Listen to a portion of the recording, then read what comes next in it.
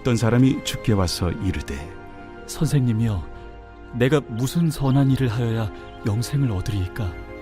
어찌하여 선한 일을 내게 묻느냐? 선한 이는 오직 한 분이시니라. 내가 생명에 들어가려면 계명들을 지키라.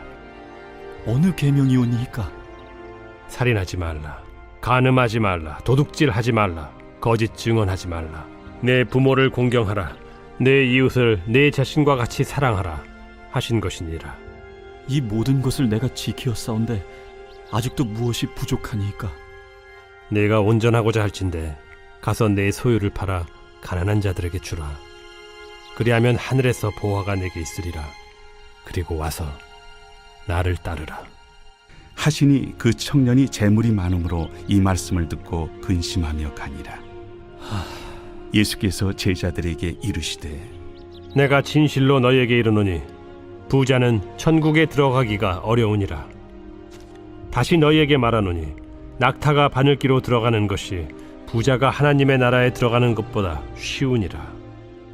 제자들이 듣고 몹시 놀라 이르되 그렇다면 누가 구원을 얻을 수 있으리까?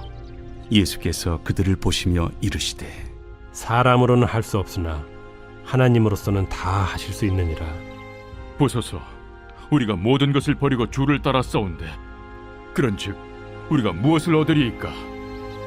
내가 진실로 너희에게 이르노니 세상이 새롭게 되어 인자가 자기 영광의 보좌에 앉을 때 나를 따르는 너희도 12 보좌에 앉아 이스라엘 12지파를 심판하리라. 또 내 이름을 위하여 집이나 형제나 자매나 부모나 자식이나 전토를 벌인 자마다 여러 배를 받고 또 영생을 상속하리라. 그러나 먼저 된 자로서 나중되고 나중된 자로서 먼저 될 자가 많으니라. 오늘은 내 삶을 주님께라는 제목으로 하나님 말씀 증거하겠습니다. 한 3주 정도 전에 저에게 제가 가르쳤던 아이들이 찾아온 적이 있었습니다. 그때 그 아이들과 이런저런 이야기를 하면서 한 4년 정도 만에 만났었는데요.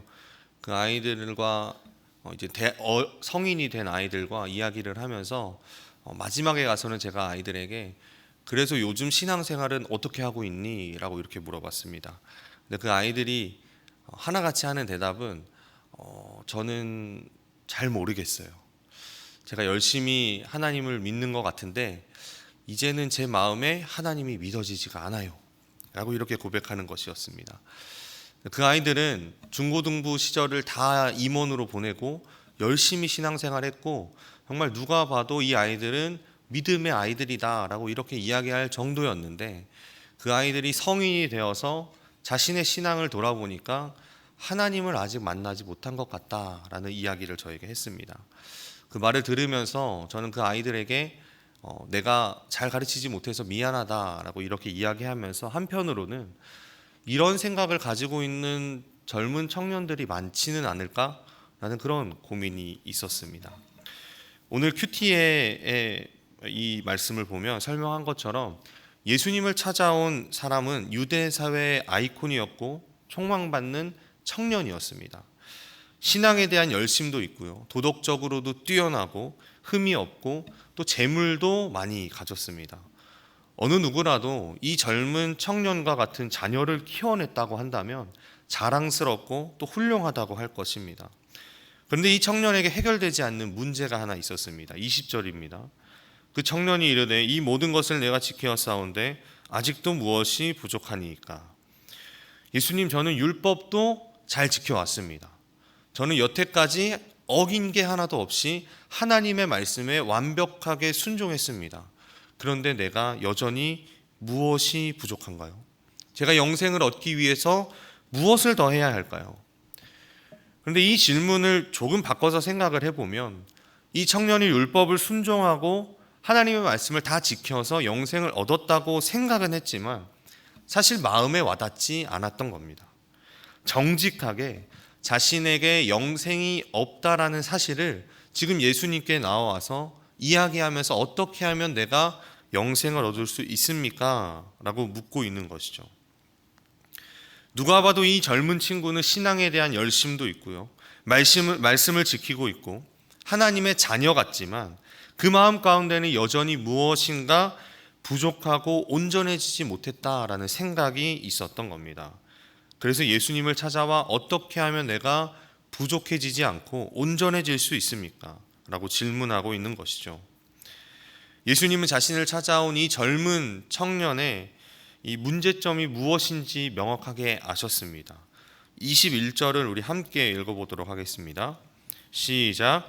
예수께서 이르시되 내가 온전하고자 할진대 가서 내 소유를 팔아 가난한 자들에게 주라.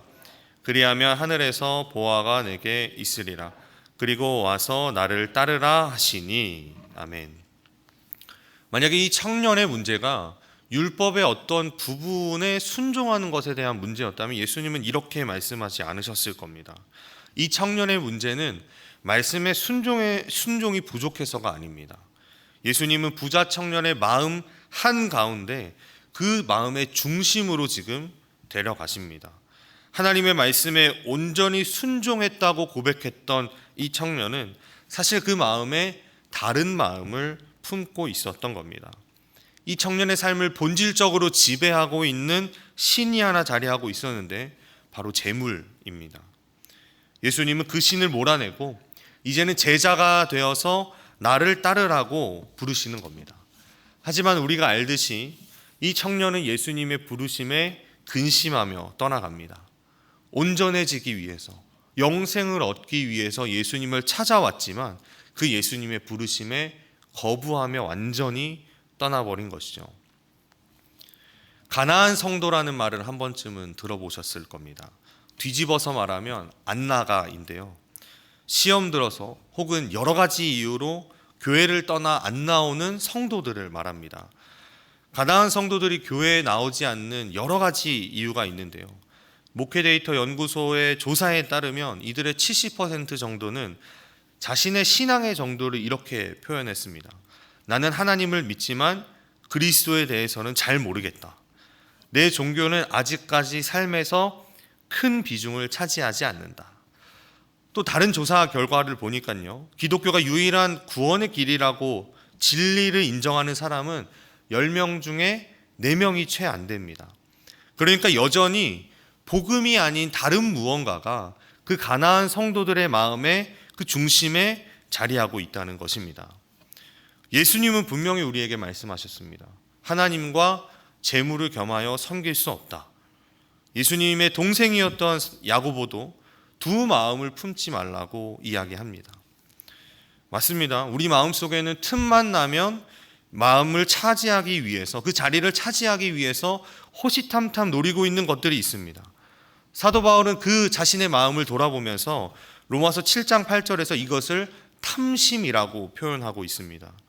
이 탐심이 기회를 엿보다가 찰나의 순간 우리 마음 가운데 그 원하는 것을, 마음에 바라는 것을, 간절히 바라는 것을 그 가운데 심어놓고 그것을 우상이 되게 만듭니다.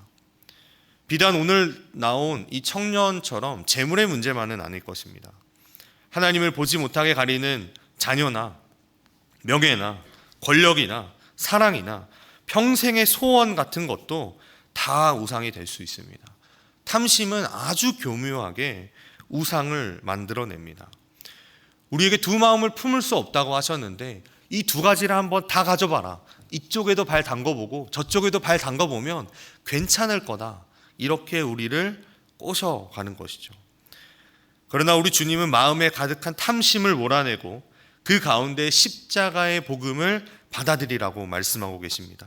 예수를 구주로 삼은 사람들에게는 영생을 약속하십니다. 29절 다 함께 읽어보겠습니다. 시작. 또 내 이름을 위하여 집이나 형제나 자매나 부모나 자식이나 전토를 벌인 자마다 여러 배를 받고 또 영생을 상속하리라. 아멘. 예수는 나의 그리스도라고 고백할 수 있는 것은 우리가 이미 대가를 지불했다라는 것입니다. 그런데 성경이 가르치고 또 우리가 믿듯이 구원은 획득하는 것은 아닙니다. 하나님의 은혜로 말미암아 믿음으로 우리에게 주어지는 선물은 선물입니다. 하지만 그 은혜가 우리에게 주어지기 위해서 누군가는 대가를 치렀습니다. 바로 우리 예수님이시죠. 십자가에 달려서 생명을 이르셔야만 했습니다. 예수님이 자신의 생명을 대가로 우리를 구원하시기 위해서 그 값을 지불하셨다는 겁니다.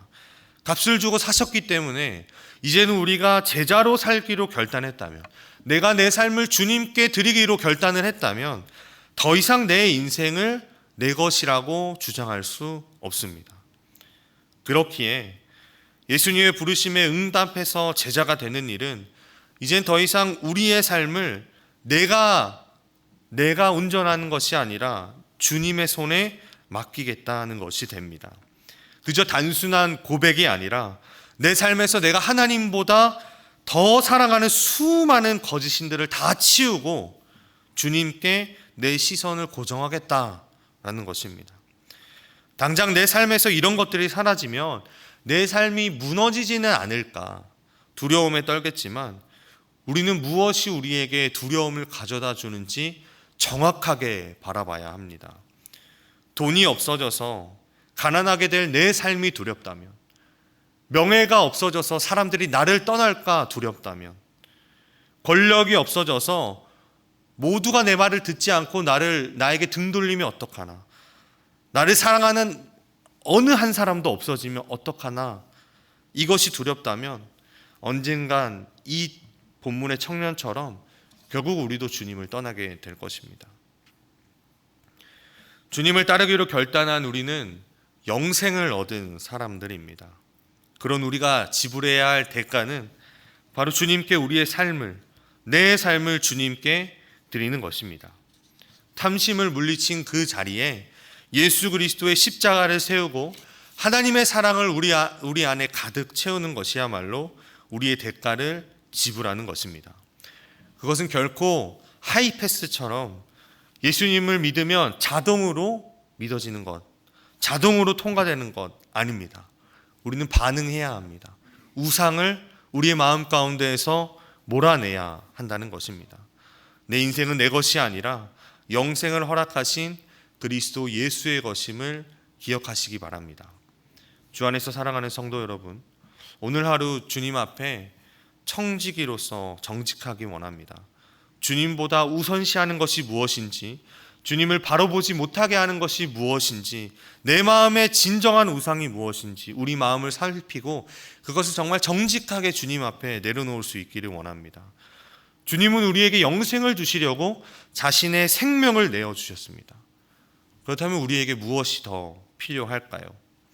오늘 하루 이 말씀을 기억하시면서 바라기는 세상의 것들이 우리에게 주는 일시적인 기쁨과 안정과 위로에 만족하지 말고 복음을 통해 주님이 우리에게 주시는 영생의 기쁨과 평화와 만족을 누리시기를 주님의 이름으로 축복합니다. 다 함께 기도하시겠습니다. 주님이 우리에게 베푸신 구원의 원리는 생명을 잃을 때 영생을 얻는 것입니다. 내 손에 쥐고 있는 것들, 마음에 품고 있는 것을 버리면 내 인생은 망할 것 같지만 주님은 우리에게 당신께 나아가는 모든 인생을 구원하신다고 약속하셨습니다. 주님 손에 맡길 때 우리는 그제서야 주님이 주시는 영생을 얻고 진정한 기쁨과 평화와 만족을 얻습니다. 오늘 하루 우리에게 영생을 허락하신 주님의 은혜에 감사하며 우리의 삶을 돌아보고 탐심은 물리치고 주님만 바라보게 해달라고 우리 함께 주님의 이름을 부르고 기도하시겠습니다.